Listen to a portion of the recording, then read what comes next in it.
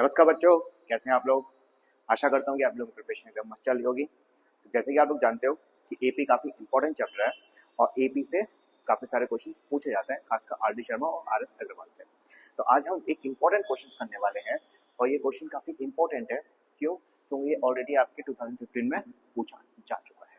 ठीक है, question standard तरीके से आते हैं। आजकल जो क्वेश्चन पूछने का जो लेवल है वो थोड़ा सा बढ़ गया है, तो इसलिए आपको आर डी शर्मा और आर एस अग्रवाल के क्वेश्चन आपको करने ही होंगे। ठीक है सर, तो स्टार्ट करते हैं। 2015 का क्वेश्चन है, काफी इंपॉर्टेंट क्वेश्चन है, पढ़िए। If the sum of first nth term of an AP is 1/2 3n square plus 7n, then find its nth term and hence write its 20th term। आपसे क्या बोल रहा है? If the sum of first nth term, इसका मतलब n term बोल रहा है, तो एस एन की वैल्यू आपके पास गिवन है। एस एन की वैल्यू गिवन है। एस एन की वैल्यू कितनी दे रखी है?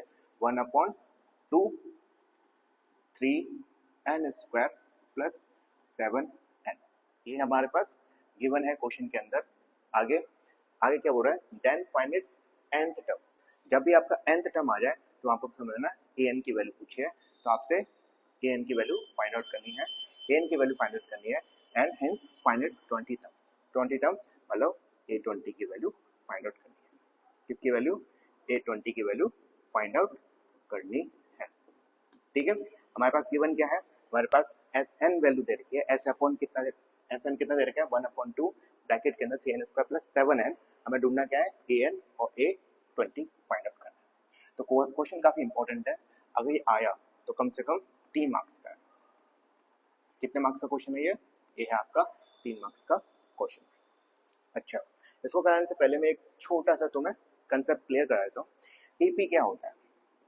एपी एक नंबर की सीरीज होती है, सीक्वेंस होती है, जिनके बीच का जो डिफरेंस है, जो कॉमन डिफरेंस है, वो क्या होता है? सेम होता है, कॉमन होता है, कांस्टेंट होता है। जैसे ये आ गया a1, ये आ गया आपके पास a2, ये आ गया a3, ये आ गया a4। इसका मतलब a1 और a2 के बीच का जो डिफरेंस है वो क्या है? सेम है। और a3 और a2 के बीच का जो डिफरेंस है वो सेम है। ये समझ में आ गया क्या होता है? अगर मैं आपसे ये पूछूं कि सम बता दो, सम ऑफ टर्म्स बोले तो S1। ठीक है, S1 के अंदर कितने टर्म्स प्लस होंगे? वो होगा A1। ठीक है, अगर आपसे पूछो S2 का मतलब क्या है? S2 का मतलब ये है कि A1 प्लस A2 है। अगर मैं आपसे पूछूं S3, इसका मतलब 3 टर्म्स प्लस है। कौन से? A1 plus A2 plus A3। हम इस वाले क्वेश्चन के अंदर ये वाला कंसेप्ट यूज करेंगे। कौन सा यूज करेंगे?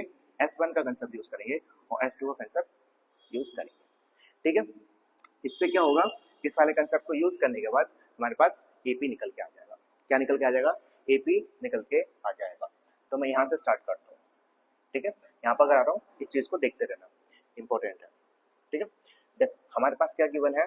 हमारे पास गिवन है एस एन की वैल्यू गिवन है कितना? 1/2 3n। अच्छा यार, यहाँ पर समझ में नहीं आएगा, चलो मैं इसको यहाँ पर लिख देता हूँ ना। बात है कि स्पेस कम पड़ रहा है, मजे ही क्या आएगा, मैंने पढ़ा दिया और स्पेस कम की वजह से कोई दिक्कत नहीं है, थोड़ा सा टाइम जा रहा है लेकिन कोई दिक्कत नहीं। ठीक है, तो S1 की वैल्यू A1 और S2 की वैल्यू A1 प्लस A2। हमारे पास गिवन क्या है?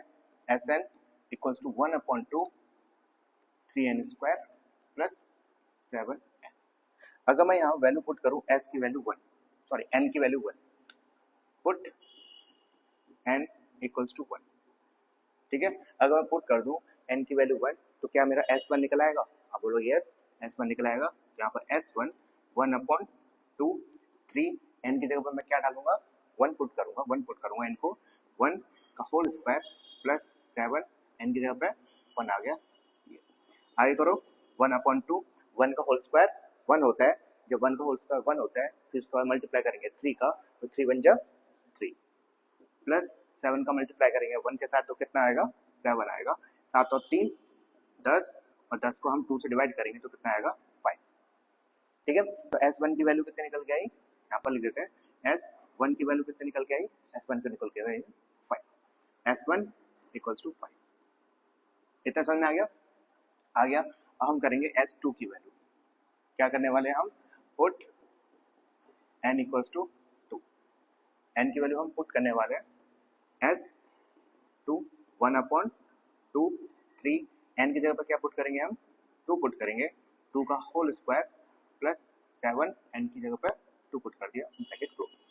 अब देखिए 1/2 ब्रैकेट के अंदर 2 का होल स्क्वायर, 2 2 जो होता है 4 और 4 3 जो होता है 12, तो इसको सॉल्व करेंगे तो कितना आएगा, 12 आएगा और 7 2 जा 14, 14 आ गया 1/2। अब इन दोनों को प्लस करेंगे, 14 प्लस 12 होता है आपका 26, 26 जब 26 को 2 से डिवाइड करोगे तो आएगा कितना आपके पास 30। तो आपके पास S2 की वैल्यू कितनी आई, S2 की वैल्यू आपके पास 30। ठीक है,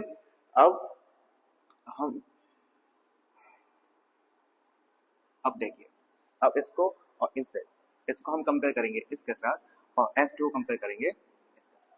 ठीक है, S1 कितना है, 5 है, और S1 ही हमारा क्या होता है, A1 होता है, इसका मतलब A1 कितना है, 5 है। A1 कितना हो गया हमारा, 5 हो गया, इसका मतलब जो फर्स्ट टर्म है वो कितना है, फर्स्ट टर्म कितना आ गया हमारा, 5 आ गया। ठीक है, एक बात बताओ, क्या आप S2 कितना दे रखा है, S2 13 दे रखा है, और S2 को कैसे लिखा जा सकता है, A1 प्लस A2 लिखा जा सकता है। तो ये समझ में आ गया ना, ये तो मैंने आपको बताया था। अब देखो S2 की जगह पे आ गया 13, A1 की जगह पे 5 पुट कर दो, यहाँ पर कितना आ गया, A2 आ गया, और यहाँ पर A2 की वैल्यू कितनी निकलेगी, 13 में से माइनस कर दो 5 को, तो कितना निकलेगा, 8। तो यहाँ पर A2 की वैल्यू कितनी निकल के आएगी, 8 आ गई। अगर आप AP लिखोगे यहाँ पर AP, तो फर्स्ट टर्म 5 आया, फर्स्ट टर्म कितना आया, 5 आया, सेकंड टर्म कितना निकल के आया, 8 आया, फर्स्ट टर्म निकल के आ गया। ठीक है, फर्स्ट टर्म निकल के आ गया 5, सेकंड टर्म 8 आ गया। क्या आप डिफरेंस निकाल सकते हो, D की वैल्यू निकाल सकते हो, आप बोलोगे बिल्कुल निकल जाएगी, क्योंकि जो D की वैल्यू निकालते हैं, जो हम D की वैल्यू निकालते हैं वो कैसे निकालते हैं, A2 माइनस A1। ठीक है, तो कॉमन डिफरेंस निकल आएगा 8 में से माइनस कर दो 5, अर्थात D की वैल्यू कितनी आ गई, D की वैल्यू आ गई पास 3।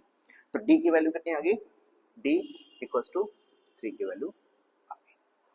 ये समझ में आ गया कैसे किया कैसे नहीं किया, ठीक है ना।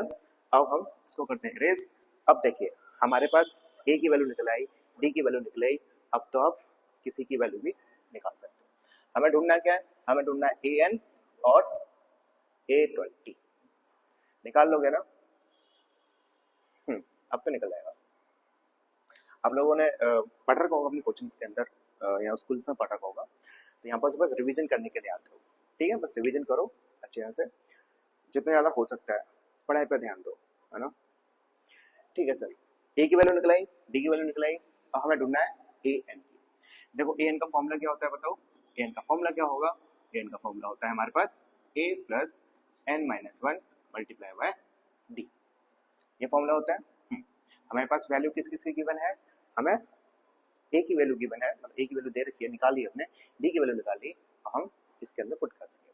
तो AN इक्वल्स टू A की वैल्यू 5, यहाँ आ गया 5 प्लस n नहीं दे रखा n-1, और D की वैल्यू 3, तो यहाँ पर आ गया 3। ठीक है, आगे सॉल्व करो, यहाँ आ गया 5 प्लस 3 का मल्टीप्लाई होगा n के साथ, तो कितना आएगा, 3n आता है, तो 3 का मल्टीप्लाई होगा -1 के साथ, तो कितना आएगा, माइनस का 3 आ गया। an की वैल्यू, अब देखिए +5 और -3, प्लस माइनस माइनस 5 में से 3 गए तो कितना बचता है, 2, तो यहाँ पर आएगा 3n + 2, ये आ गया आपके पास an की वैल्यू। an की वैल्यू निकल आई, ठीक है सर, an की वैल्यू निकल के आई 3n + 2।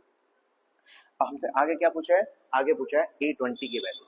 अगर मैं आपसे ये पूछूं कि भाई साहब एक बात बता दो कि A20 पूछा है, A20 के अंदर n की वैल्यू कितनी है, तो आप बोलोगे n की वैल्यू है सर 20। A20 के अंदर n की वैल्यू कितनी है, 20 दे रखी है, हमें क्या ढूंढना है, हमें A20 फाइंड आउट करना है। A20 हमें फाइंड आउट करना है, यहाँ से निकाल सकते हो an कितना दे रखा है, an दे रखा है आपके पास 3n + 2, कितना 3n + 2। देखो आप चाहो तो इसके अंदर वैल्यू पुट कर लो, 3n + 2 के अंदर पुट कर लो, यहाँ पे आप इस फॉर्मूले के अंदर पुट कर लो, वैसे इजी ये वाला है, ठीक है। इसमें आप करते हैं, यहाँ पर पुट करते हैं ए की A20 इक्वल्स टू 3, n की वैल्यू कितनी है, मैंने आपको n की वैल्यू बताया था 20 प्लस 2, ठीक है। जब 3 को मल्टीप्लाई करेंगे 20 के साथ तो आता है 60, आ गया 60 प्लस 2 मतलब 62। A20 की वैल्यू A20 को मल्टीप्लाई आपके पास 62, समझ में आ गया। an की वैल्यू और A20 की वैल्यू हमने फाइंड आउट कर ली, ठीक है।